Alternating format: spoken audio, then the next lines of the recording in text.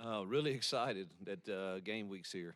It's obviously a lot of work goes into getting to this point, but when you finally know that this Saturday will be real, it's just it's that time that we got to find out what the reveal party shows of who we are, and so it's exciting. I think our kids are ready. I think our staff's ready, and excited about getting into a normal week um, and really excited about my first experience running out in Jordan-Hare Stadium. I think that's going to be phenomenal and exciting, and um, I've got more family coming than ever before, I think, and it's just it's going to be a magical experience, I know, in that stadium, provided that we play well. And that's the pressure or the anxiousness that you feel sitting in this chair is just wanting to deliver. The incredible fan base we have has, welcomed us so much and bought season tickets, and we've expanded the stadium size, and it will be at capacity for Saturday. And you hear all those things, and you just so badly want to, to deliver. And so hopefully we'll play well. But no question that we're extremely excited to kick off the 23 campaign this Saturday.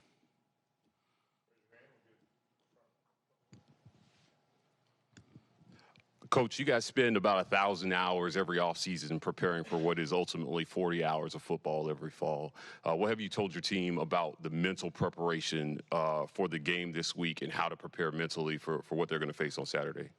Well, that's something we've tried to start instilling when we got here. Our theme since we've been here has been flip the script, and it's really about rewiring your mind of how you prepare for these 12 opportunities that we're given. And it's something that has to be done daily, that your whatever is driving your beliefs are going to drive some type of behavior, and that behavior is going to create some habits, and that habits will ultimately give us all our destiny. And the more of those days that we stack, that we're doing things the right way, with the right attitude and with the right passion, then the more prepared we'll be. And I think we're still ongoing in that. That's still a journey, and it will be throughout this season. And to this point, I think we've made progress and made strides in the right direction, and hopefully that shows on Saturday. Yeah. Hey, Hugh, question. You said on Tiger Talk that your run game had been very healthy, been running well. Is that a good thing about the run game, or are you concerned about the run defense? You just said it. I don't know. I honestly don't. I mean, I don't know. We'll find out more Saturday. Are we an effective running the football team against other opponents? Or has our defense made us look that good? And hopefully, I think when you start getting into a game week and you start game planning and you figure out this is what we're going to try to do, hopefully, we'll be in the right spots and play well on both sides. That's the hope. The right side, Bill. Are there any players won't be able to go this weekend? Right now, I would say J.D. Rhymes questionable, Nick Mardner, Jalen McLeod, Nehemiah Pritchett, I think will go. Robbie Ashford's dealing with an oblique strain, but I think he'll go too. It wouldn't shock me if all of those went, truthfully, but it really wouldn't shock me if a few didn't make it either. But our list is pretty short, and hopefully all of them will make progress this week and be able to go.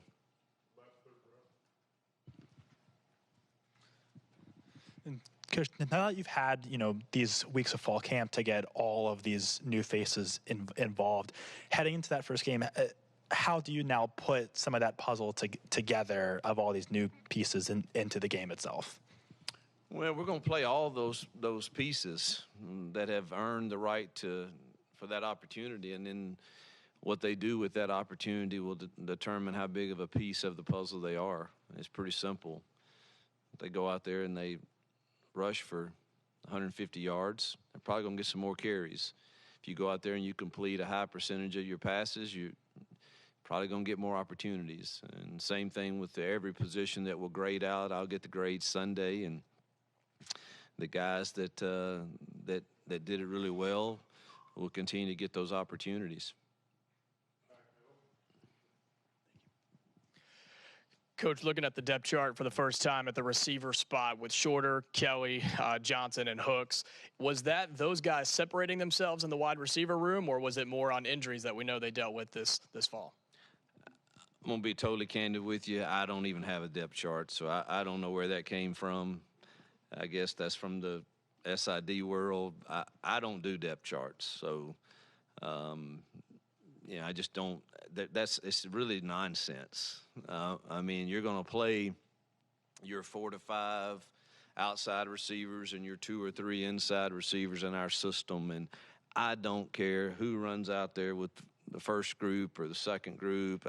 They freely rotate, so I don't make much of those depth charts. And I don't know who you said, but if you're talking about the outside guys, I would think you're going to see a rotation of Shorter and Malcolm and Hooks and O and Camden Brown. I would think those would be the 5 guys that are going to get the first rotations at that spot.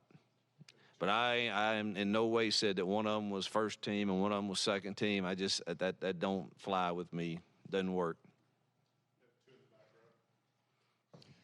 Coach, UMass comes in. A lot of preseason polls had them dead last in FBS rank. They score 41 points out at New Mexico State.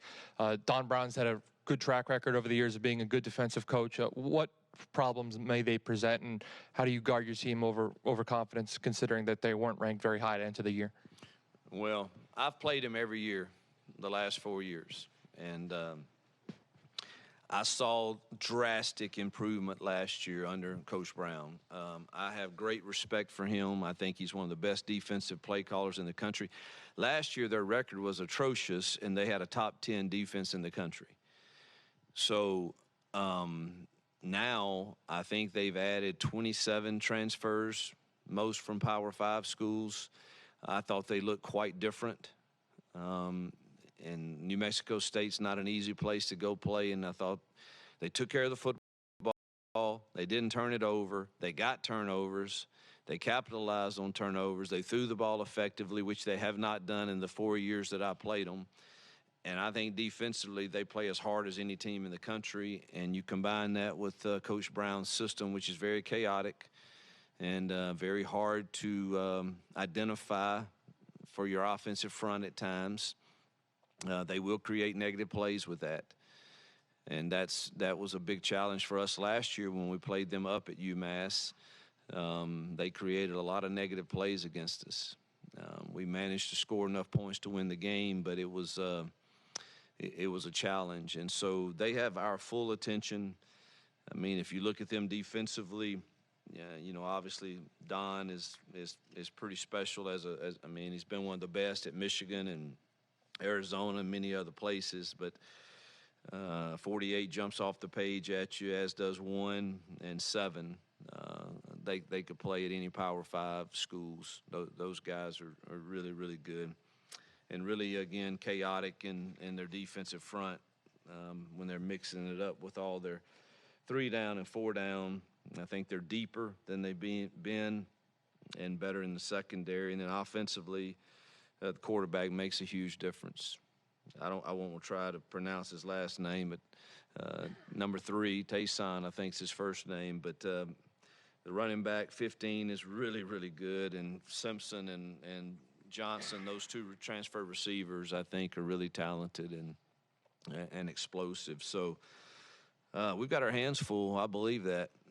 It will not be an easy opener and one that's going to challenge us.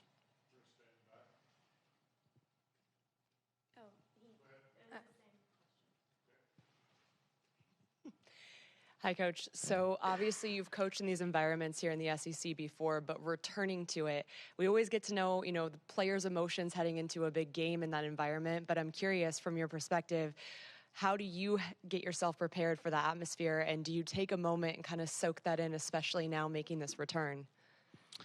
You know, I really haven't thought about that a lot. You know, I soak in every game pretty much. You know, I mean, we've played in, even at Liberty, we played in SEC arenas, and those are always fun to play in, and I embrace those opportunities. I think the most exciting thing with me would just be taking in what I consider to be one of the best home atmospheres in college football, and I don't know that I've had that. No offense to any other places that I've been, but I don't think I've ever been at a place that that has quite the enthusiasm and passion and energy that I think Jordan-Hare is going to have. And so I will take a moment to take that in.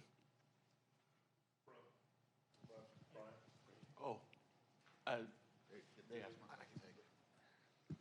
can try another one. Tell me what your favorite thing is about what Peyton's done during this camp, from the first day until today, just what you really liked from him. His attention to every little thing. You know, he's got an advantage that he's in grad school and he has a lot of time. And so it's important to him, and he's constantly studying. And I sure hope that translates into his decision-making come Saturday, now that we're not just running stuff against a defense that we don't really know what they're doing. Now you honestly get the game plan and say, now, Peyton, I would expect you to see this and get it right, and he takes great pride in that. So I think it's that's probably been the most impressive thing, is just he wants to have the mental part of the game plan totally down. When we talked to Cadillac earlier this month, he was talking about how he thought that this was the deepest running back room he's had since he's been here. Just how much do you like leaning on the fact that you got multiple guys, not just maybe one or two that can give y'all good carries? Well, the facts are, if you're able to run the ball, you can shorten the game, and I think that may be advantageous to us this year. And so, are we good enough in the O-line, tight ends, and running back room to do that in a league that has tremendous defensive linemen? I don't know yet, but I do think that our running back room is very solid top to bottom, and we're going to lean on them heavily. Obviously, you know, the first thing is a win, but what are some of the other type of things that you're looking for on Saturday that you'd really like to see?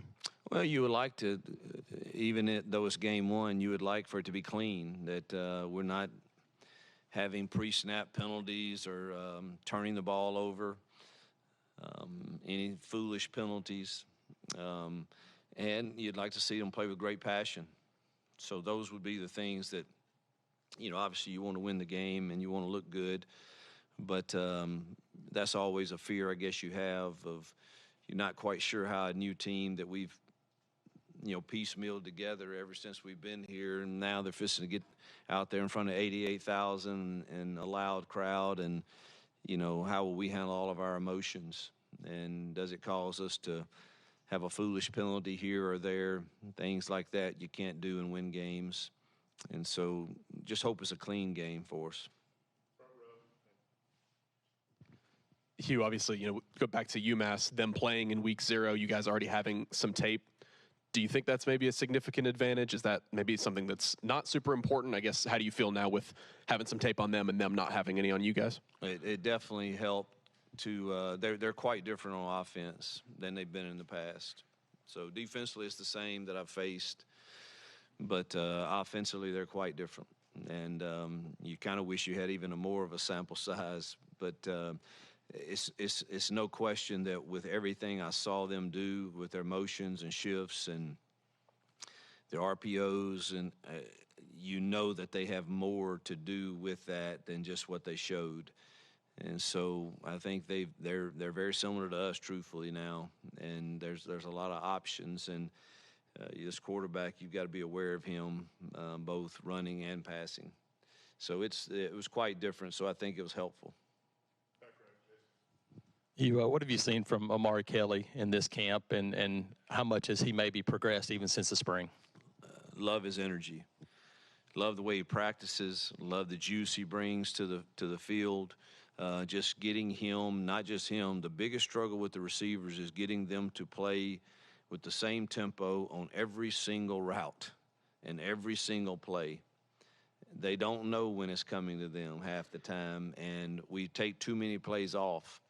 I think we've gotten him better with that, and we need to see continued improvement, but real curious to see how we do in the game. But O has improved each week.